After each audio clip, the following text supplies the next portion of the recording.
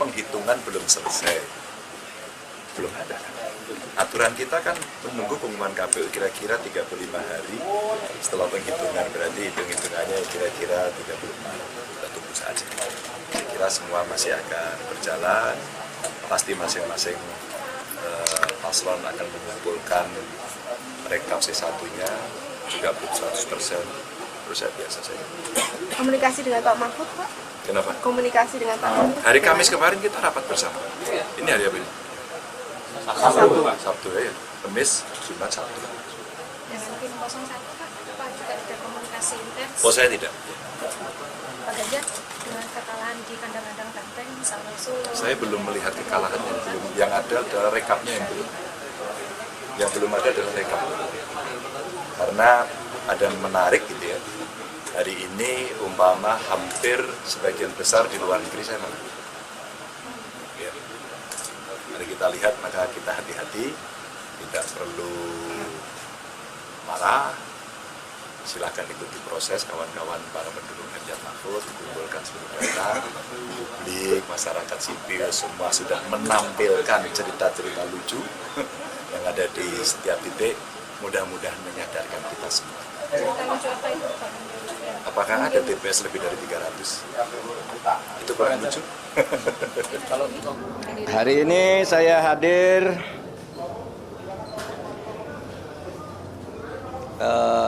sahabat-sahabat saya pengukuhan guru besar karena saya ini akademisi, jadi saya diundang.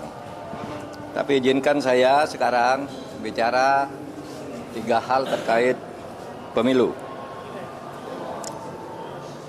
4 hari terakhir saya istirahat sehingga banyak sekali wartawan kontak bagaimana saya dan mau apa. Saudara ini, saya mau apa? Apapun hasil dari Pilpres ini, saya akan terus berjuang untuk demokrasi dan keadilan. Jalan perjuangan untuk demokrasi dan keadilan bukan hanya pemilu. Pemilu hanya salah satu ekspresi demokrasi.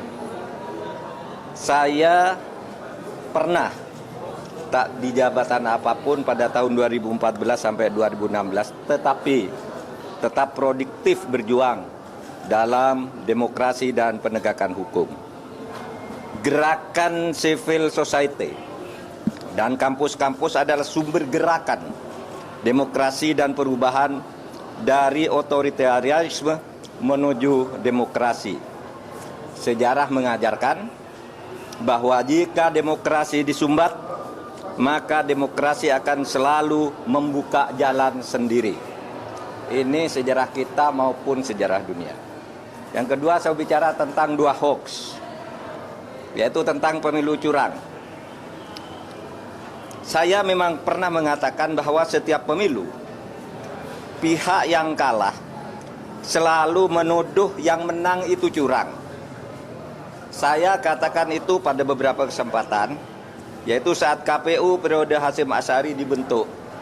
Datang ke tempat saya diberitahu bahwa awas, nanti ada gugatan bahwa pemilu ini curang.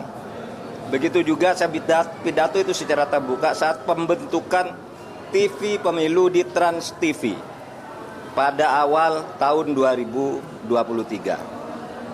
Jadi saya katakan bahwa setiap pemilu yang kalah itu selalu menuduh curang. Itu sudah saya katakan di awal 2023. Tepatnya sebelum tahapan pemilu dimulai. Tapi jangan diartikan bahwa penggugat selalu kalah. Sebab memang sering terjadi kecurangan, terbukti itu secara sah dan meyakinkan. Ketika saya menjadi ketua MK pernah memutus pembatalan hasil pemilu dalam bentuk perintah pemilihan ulang maupun pembatalan penuh, sehingga yang menang dinyatakan disqualified dan yang kalah naik. Jadi bisa pemilu ulang, bisa. Misalnya saya sebut contohnya hasil pemilu kada Jawa Timur tahun 2008 saat Khofif dinyatakan kalah dari Soekarwo, kita batalkan hasilnya dan diulang. 2 hasil hasil pilkada Bengkulu Selatan. Yang menang didiskualifikasi, yang di bawahnya langsung naik. 3, hasil pilkada Kota Waringin Barat. Sama dengan Bengkulu Selatan, dan banyak lagi kasus di mana ada pemilihan ulang, terpisah, daerah tertentu, desa tertentu, dan sebagainya. Nah, harus diingat bahwa untuk pertama kali istilah pelanggaran terstruktur, sistematis, dan masif itu muncul sebagai vonis pengadilan di Indonesia tahun 2008 ketika MK memutus sengketa Pilgub antara Khofifah dan Soekarwo. Saya waktu itu hakimnya. Dan setelah menjadi dasar, vonis-vonis lain untuk selanjutnya masuk secara resmi di dalam hukum pemilu kita. Jadi ini sudah menjadi jurisprudensi dan juga menjadi aturan di undang-undang, di peraturan KPU, di peraturan Bawaslu, itu ada. Gitu. Pelanggaran terstruktur, sistematis, dan masif itu. Jadi ini bukan hanya jurisprudensi sekali lagi, tetapi juga termasuk di dalam peraturan perundang-undangan, dan buktinya banyak. Pemilu itu dibatalkan, didiskualifikasi, ya.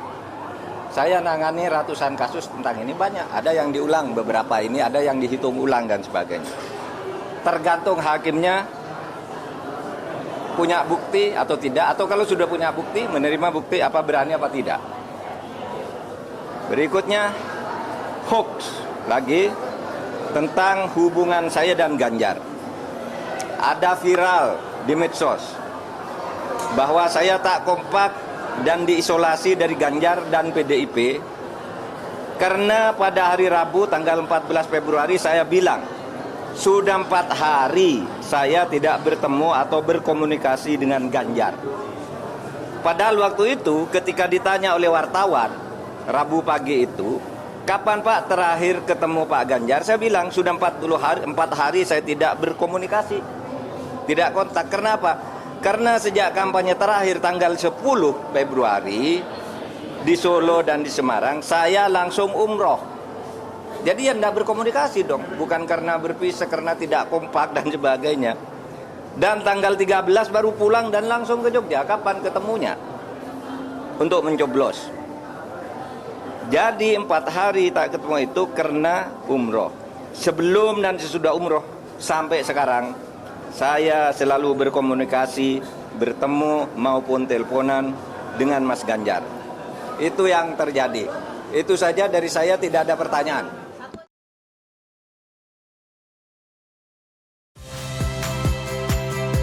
Saya Rizka Clarissa. Saksikan program-program Kompas TV melalui siaran digital, pay TV, dan media streaming lainnya. Kompas TV, independen, terpercaya.